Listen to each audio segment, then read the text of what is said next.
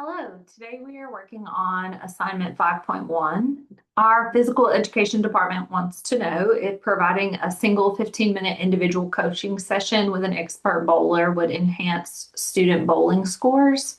So they're going to let their participants bowl a game and then give them some coaching instruction and then bowl a second game.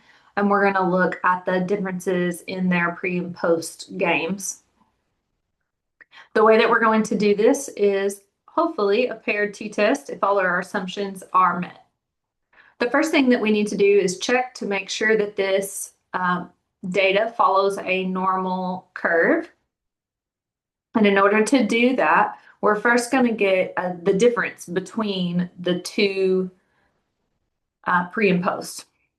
So we're going to go to transform and compute variable. We're going to move game 2 minus game 1.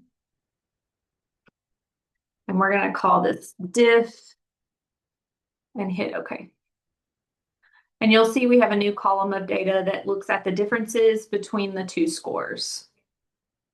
Now we can go look to see if this is a normal histogram. So we would go to descriptive statistics and explore. We're going to bring our diff over to dependent value, go to our plots and look at a histogram. And we're going to do normality plots with test, hit continue and OK. Just a quick check of our data here. We have 20 data points. None of them are missing. So all 20 data points are there. We can come down here and look at our histogram, and other than this missing value of 0, we look fairly normal. If we aren't sure, we can look at our Shapiro-Wilks test, which our p-value there is greater than our alpha of 0.05. So we can conclude that this is fairly normal. From there, we would run our paired t-test instead of our Wilcoxon test, because this is we could run a parametric test on this. First, we're going to want to set our hypotheses. So our null hypothesis is that the mean of game 1 is the same as the mean of game 2, with those samples being paired. And our alternative hypothesis is that those two means are not the same. So to run our paired t-test, we're going to go to Analyze and Compare Means and Proportions. We'll go to our paired samples t-test.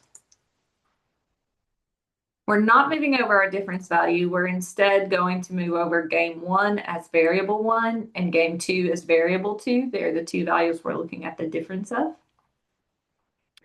And then we're just going to say, OK.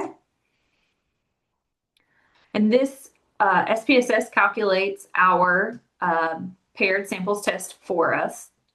The first thing that we're going to look at here is we have a mean score, an average score of 90 on our game 1. And we have an average score of 94.95 on game 2. So we can see that there is somewhat of a difference in the averages there. But we're not sure whether that's a significant difference or not. So the next thing that we would go down and look at is our paired samples test.